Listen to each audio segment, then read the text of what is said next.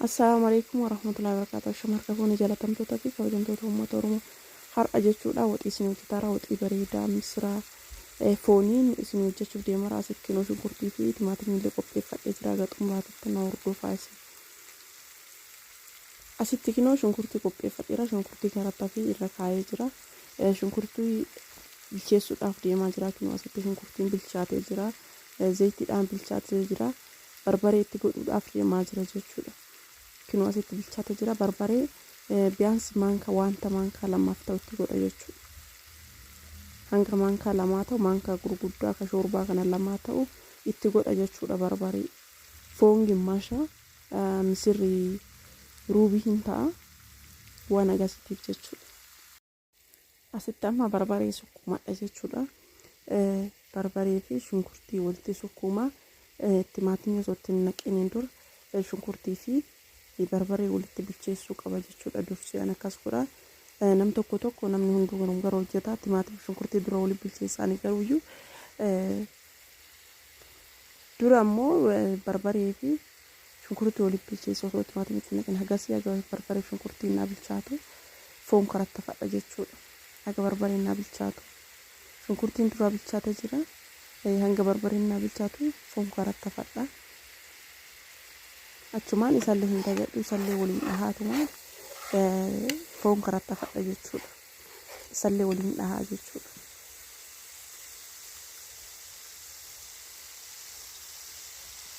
Foon illee marallee daqqaqqii hin goonu marallee hin bulleessinu gurguddaallee hin goonu likkima jechuudha. Likkima kanneen itti xiqqeessanii maamurra jechuudha. Asitti kinoo kana fakkaataa akkanatti bilchaatee jira barbareen kiyyaallee timaatimii itti godhuudhaaf deema jechuudha. Barbareen kiyyaallee naa bilchaatee jira barbaree illee ittiin baay'isnee gidduma galeessa itti godhee jira jechuudha. Kinootii timaatimii mafaaqaadhaan faaqadhe jechuudha. Mafaaqaa kaarotii uumamaa mafaaqotu jira isaan xiqqee godhee faaqe jechuudha. Asitti kinoo barbareen kiyya naa bilchaatee jira isatti godhuuf deemaa jira jechuudha.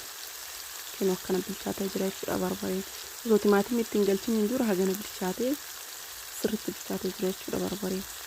Kinoo asitti timaatimii daakkamaatti godhee jira. Isa wajjin illee suugoon xiqqoo hanga bilchaatu ni eega jechuudha ammallee. Timaatimii wajjin illee bilchaachuu qaba jechuudha. Timaatimii naga bishaan ofii maxxatee bilchaatutti ni eega jechuudha ammallee. Asitti kinoo misira miicaa jira. Asitti misirri ammoo xurii qabaa hin beektanii. Misirri sirriitti sukkuumamee miicamuu qabaa durallee miicaa jira.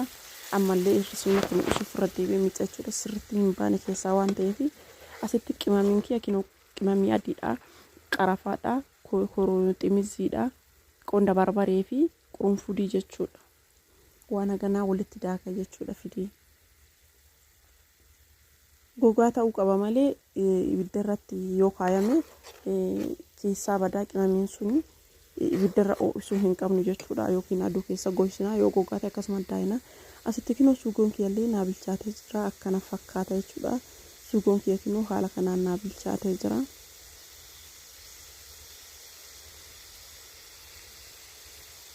Suugoon kiyyaallee akkana naa bilchaatee jira jechuudha. Haala kanaan naa bilchaatee jira kinoo hin argaa jirtanii.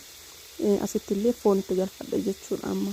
Erga suugoon naa bilchaatee foon itti galfadha.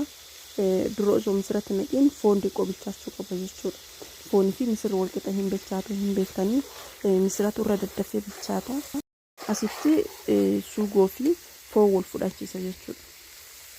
Ammooyyuu haga wal fudhatullee akkanumatti sukkuumaatti irra tursiisa jechuudha. Haga bilchaatu asitti ammoo kinoo qimamii daakkadhee hin jira. Qimamii kana maankaa shaayii jechuudha. Maankaa shaayii lamatti godha jechuudha. Qimamii amma duratti walitti daakeessanii maankaa shaayii lama itti godha jechuudha. Itti foon itti naqee boodatti naqeeyanii yoo barbaadan suugootti illee naquu hin dandeettanii. Suugoomatti asitti kinoo akkana sukkuumaa jira jechuudha. Foonii fi barbaree illee akkuma suugootitti walitti sukkuumaa jira. Xiqqoo ganniinaa fi bilchaatu foon bilchaatu jechuudha. Bilcheenna san guutuu illee osoo hin taane xiqqoo haga bikkiin misiraati walitti haga ol dhufuuf jechuudha. Akka misiraan misiraa wal qixa bilchaatuuf dura foon bilcheessuu qabna. Ergasii kinoo foon naa bilchaatee jira. Amma misiratti naqa jechuudha. Misira miicee zafame kana fuudhee itti naqa. durallee lafatti zafazafamee jira misirri hagaan kana malu hojjedhu zafazafamee jira waan ta'eef isa kana fidee itti naqaa isallee waliin sukkuuma jechuudha. Amma sadiinuu walitti sukkuuma jechuudha. Foonii fi misirallee walitti sukkuumuu qaba jechuudha. Sirriitti walitti sukkuuma jechuudha. Osoo bishaan takka xabirran godhin sukkuumuu qaba. Yoo inni bishaan fixataa goggooge bishaan xiqqeessaa xabirra godhataa inni sukkuumu bishaan xiqqeessaa xabirra godhataa inni sukkuumuu qaba jechuudha xiqqoo.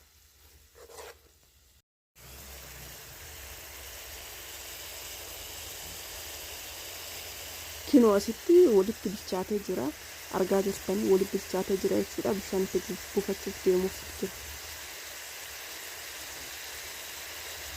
Kinooti bilchaatee jira jechuudha. Amma sirriitti bilchaatee jira kinooti. Walitti bilchaatee jira isinitti mul'ata akkanatti illee hin beeksisa.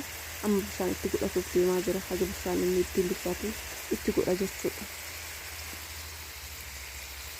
Asitti kinoo bishaan isaa likkii isaatti godhadhee jira. Ittillee hin baay'isu isinii galaa gimmitiin isaatu foonillee misirrillee waan dura bilchaatee jiruuf haga inni wal fudhatu itti goona malee bishaan itti baay'isuu hin qabne itti baay'ee bishaan jalaa ta'a hin haphata jechuudha. Akka hin haphannetti likkii isaatiitti maaliif foonillee bilchaatee jira misirrillee xiqqoo bilchaatee jira xiqqishuma hafa waan ta'eef jechuudha. Amma kinoo bilchaatee jira akkana fakkaata kinooti haala kanaan bilchaatee jira misirrillee hin bulloofne. Foonillee likkimatti bilchaatee jechuudha. Wal qixa bilchaatee jira amma jechuudha. Osoo garuuyyuu foonii fi misira wal bira naqee misirri jalaa bututa amma kinoo asitti qimamii kiyya kinoo qopheeffadhee jira kinoo itti godhadha. Kinoo haala kanaan nyaata iraatii qopheessee jira jechuudha. Kinoo akkana fakkaata. Kinooti woxiin kennallee akkana fakkaata bahe jechuudha. Kinoo akkana jira jechuudha. Haala kanaan qopheeffattanii nyaachuu dandeessanii. Ani irra deebi'ee waan akkana akkasii hojjedhuuf koomentii irratti barreessaa saabskiraayib laayik sheer gochuun hin irraanfatinaa isiniin jedha. Yaada qabdan koomentii irratti naa barreessaa.